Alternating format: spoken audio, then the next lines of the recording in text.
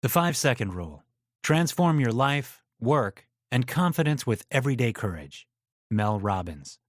According to television host and motivational speaker Mel Robbins, all you need to change your life are 5 seconds. In the 5-second rule, she explains why this is not yet another self-help gimmick, but stone-cold science. Get ready to hear her reasons and prepare to learn how to transform your life for the better. Discovering the 5-second rule. Back in 2009, Mel Robbins was an exhausted 41-year-old woman facing major problems with money, work, and marriage. Her reality show, Someone's Gotta Go, had been recently canceled by Fox, but she was still locked into a contract for 10 more months with the television network that prevented her from pursuing another media job. Moreover, her husband's newly launched pizza restaurant was struggling, and since the couple had poured their home equity line and entire life savings into the restaurant business, Robbins had to borrow money from her father to cover the mortgage. With the financial pressures putting a strain on her marriage, she began drinking, and before too long, that was pretty much all she was doing every night. Consequently, there wasn't a day that she didn't wake up with a hangover, overwhelmed with a feeling of dread for the future and a sense of entrapment in the present. She knew what she had to do to change that: get up on time, take better care of herself, ask for some help from friends, drink less, be nicer to her husband. However, she couldn't do any of that. Instead, she'd hit the snooze button several times a morning and get up from bed only after her husband had already left for the restaurant and her kids had already missed the school bus.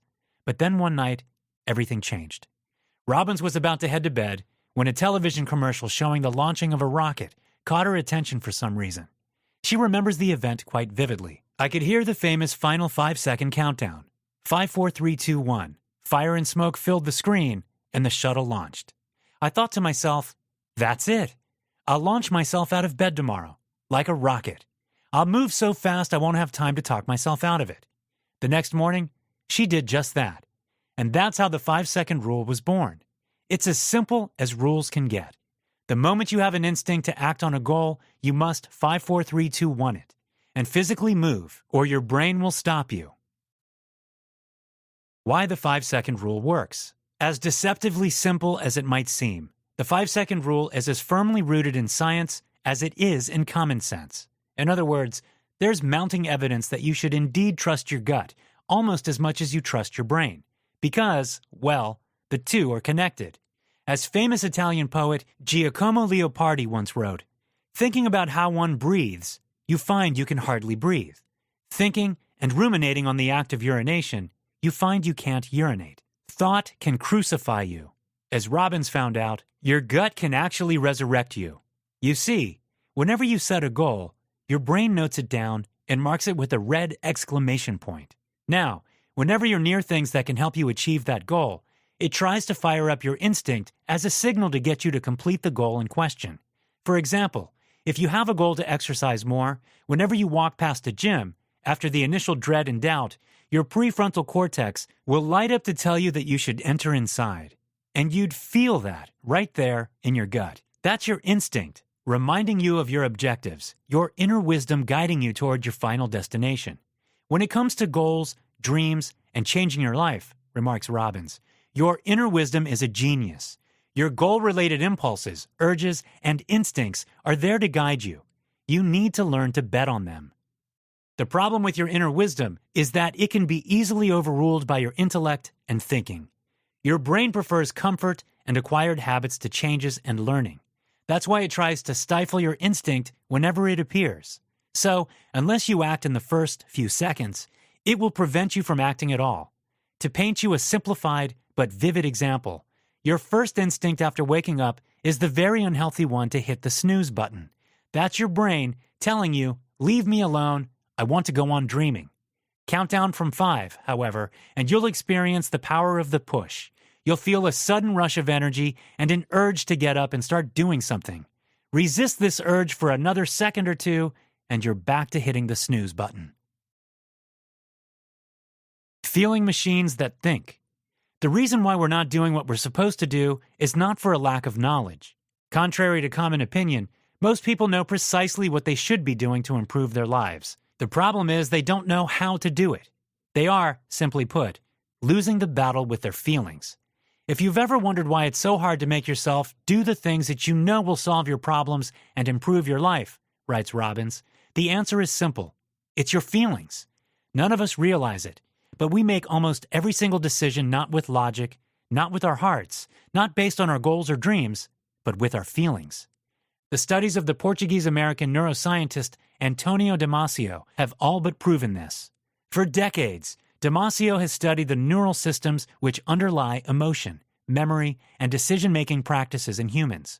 Most of his work concentrates on experiments with people whose damaged brains prevent them from feeling emotions.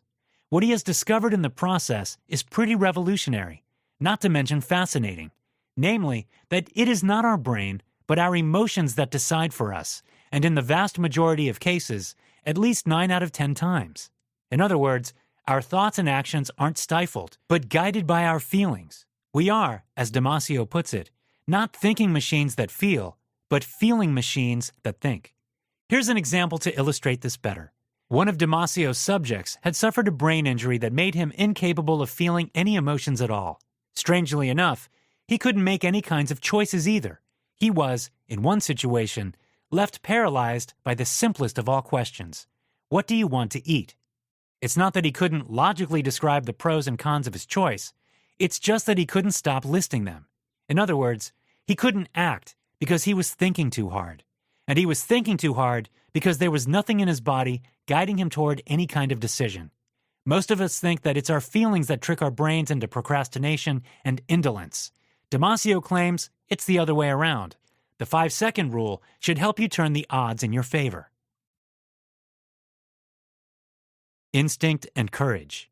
The 5-second rule is a remarkable research-backed metacognition tool that creates immediate and lasting behavior change by allowing you to separate what you feel from the actions that you take. There is a window for everyone between the moment you have an instinct to change and your mind killing that instinct, Robbins explains.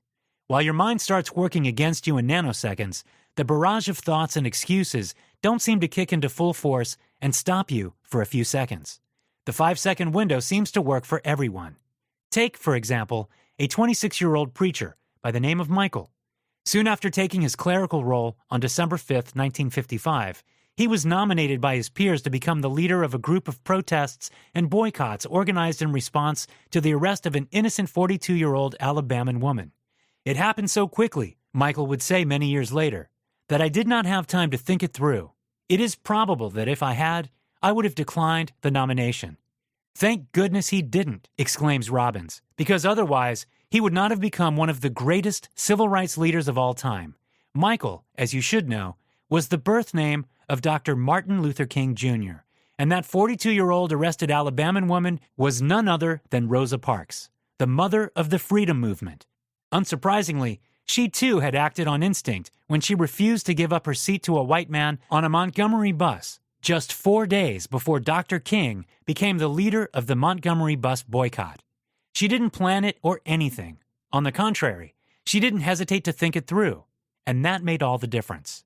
German writer Johann Wolfgang von Goethe once described courage as the commitment to begin without any guarantee of success.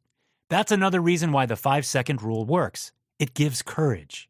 With the lack of a guarantee that an action will lead to some kind of a reward, your brain will try its best to talk you out of taking it, steering you away from the potential risks and telling you it's not the right time or the right circumstances to act.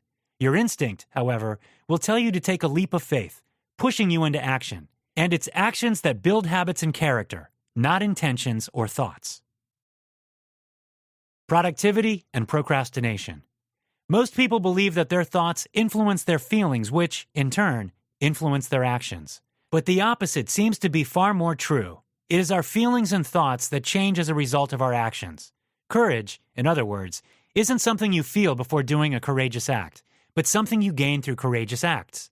Aristotle made the connection 2 millennia ago and summed it up in the following 4 words: do good, be good.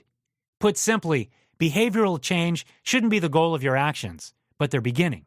And that's why the 5-second rule works. By automatizing your response to instincts, it allows you to start things before you're ready to start them. By failing to prepare, you are preparing to fail, remarked Benjamin Franklin once, quite wittily. However, he forgot to mention that by preparing too much for an action, you are simultaneously failing to act. And that's far worse than acting in error. So, we guess Romantic poet William Wordsworth was more to the point when he wrote, "To begin, begin." But then again, you know that. The problem is you can't seem to implement it. That's pretty much the essence of procrastination, the act of delaying an important task by focusing on something less urgent. The best way to tackle it, claims psychology professor Timothy Pitchell, is to just get started. That's what the 5-second rule does. A starting ritual by its very nature. It switches the gears in your mind and allows the prefrontal cortex to take control before it loses interest. One more thing before we round things off. Not all procrastination is bad. Namely, in addition to destructive procrastination, there's also something psychologists call productive procrastination. As oxymoronic as the phrase might sound to you, setting aside a creative project for a while and allowing your mind to wander aimlessly when you've hit the proverbial wall is probably the best way to finish it. The reason? Your mind needs a break too. So, don't just force use the 5-second rule when you feel it doesn't work. Sometimes, allow yourself to procrastinate productively as well. Final notes. Translated into more than 30 languages, The 5-Second Rule by Mel Robbins was one of Audible's nonfiction bestsellers of 2017 and was named Audible's 2017 Book of the Year in Self-Development. Moreover, the related 2011 TED Talk is still one of the most viewed and shared TED Talks of all time. True, the book's philosophy can be summed up in merely a few words, but who said that simple ever meant easy? While we're there, who said that transformation can only be achieved through complex and difficult life strategies? If anything, it's usually the opposite.